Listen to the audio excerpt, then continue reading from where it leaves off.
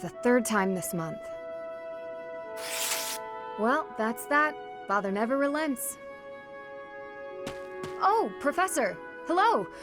Did you need something? Well, that is...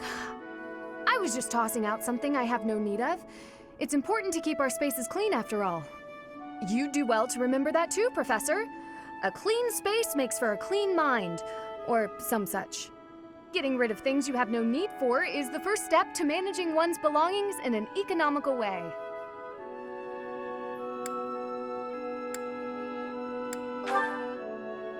Does that surprise you? Perhaps it seems ill-befitting someone of noble birth to care about such things. Despite my family's nobility, we've never been particularly wealthy. So my father raised me to be conservative with my resources, paring down when necessary. He also encouraged me to keep my living spaces immaculate, so the two go hand in hand, I suppose.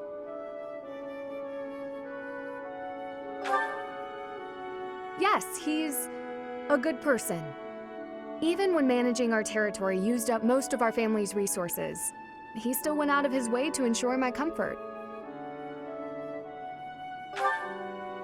Oh, just a scrap of paper. It was already written on, so no good for note-taking. And obviously, I can't use it to clean my lance. So I tossed it. No need to hang on to inconsequential things, you know.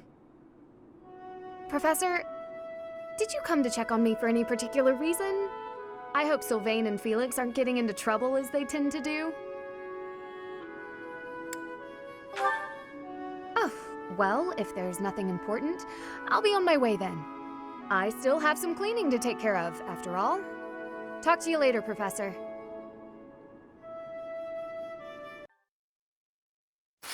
Ugh, will Father never learn? All of these useless letters are only creating more rubbish in the world. Professor? Oh, I didn't see you standing there. My apologies. Oh, that paper. Well, Yes, it was. It was a letter from my father.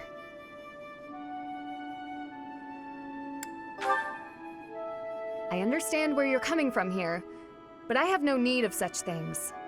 It isn't like anything of importance was written on it. Curious? I suppose there's no harm in allowing you to read it.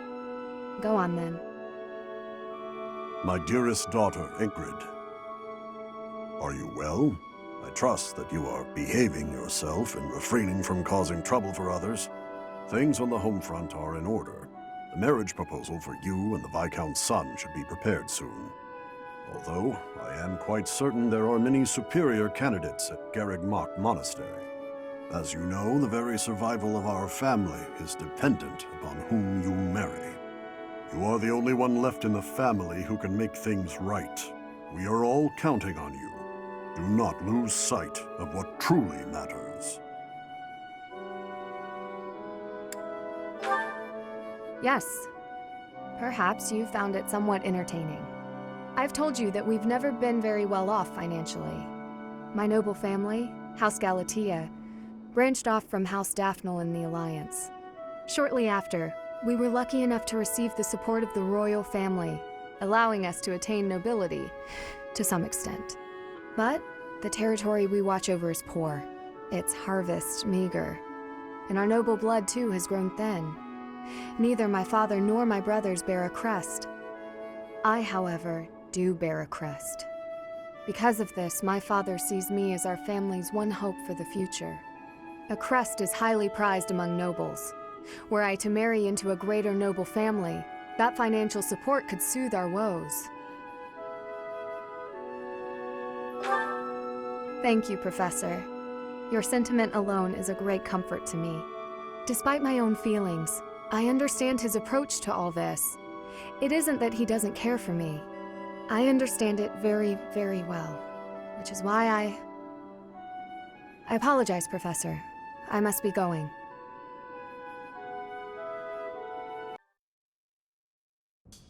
Apologies for bothering you so late. I just really wanted to speak with you. Thank you. You see, I've been feeling conflicted about my future. It may seem petty to worry about such things in the middle of a war like this. This isn't something I open up about with many people. Feeling such a sense of inner turmoil while a war rages on, and others are fighting with all they have, well, it feels a little selfish. The truth is, I've wanted to be a knight ever since I was a small child. Not just any knight, like one you might find serving within the castle guard, but a true knight, one serving a master. However, my father has always had different plans for me. He wants me to marry for the benefit of the Galatea family.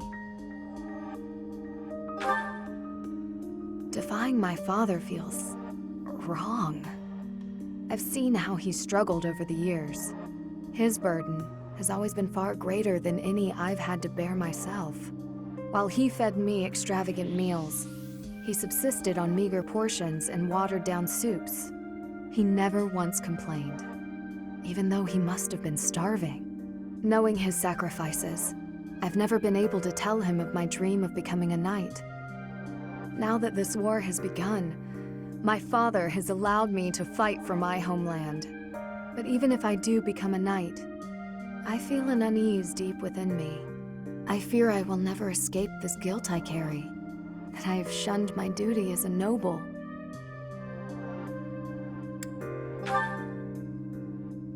To follow both my dream and my duty? I had never considered that as an option. Perhaps there is a way. Even with the academy days long behind us, you're still a professor through and through. Always listening to others' troubles and offering up your wisdom. I really am grateful for all that you do for us, Professor. I hope you'll always be here as a guide to everyone. I know I myself would appreciate that deeply.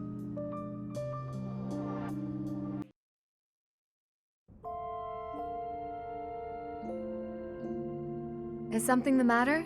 You seem lost in thought.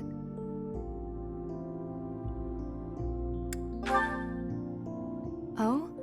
I didn't know. Though that is a bit of a coincidence. I came here in hopes of finding you. I had a feeling you might be here.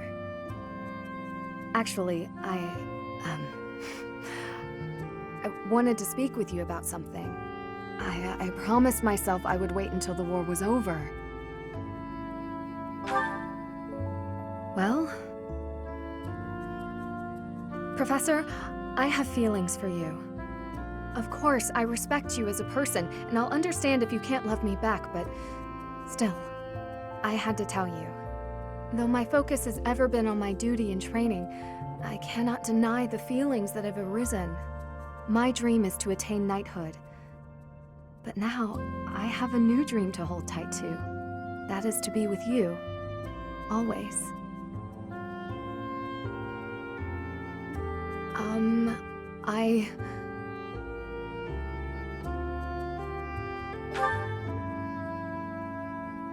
Oh, is this? I must say, I'm a little inelegant with such matters. Battle is all I know. Are you quite certain? You truly desire to share your life with me. I am so happy. I worried that my feelings would go unrequited. Now that all of that is out in the open, I feel as light as a feather. My love, I swear to stay by your side, always. I swear on the goddess above, and on you, here at my side. You and I together, entering this new age. No matter what the future brings, I will stand by you as your sword, your shield, and your dearest companion. There is nothing that brings me more joy. It truly is all I need in this world. I love you so very much. I'm sorry. I'm overcome. This may take some getting used to.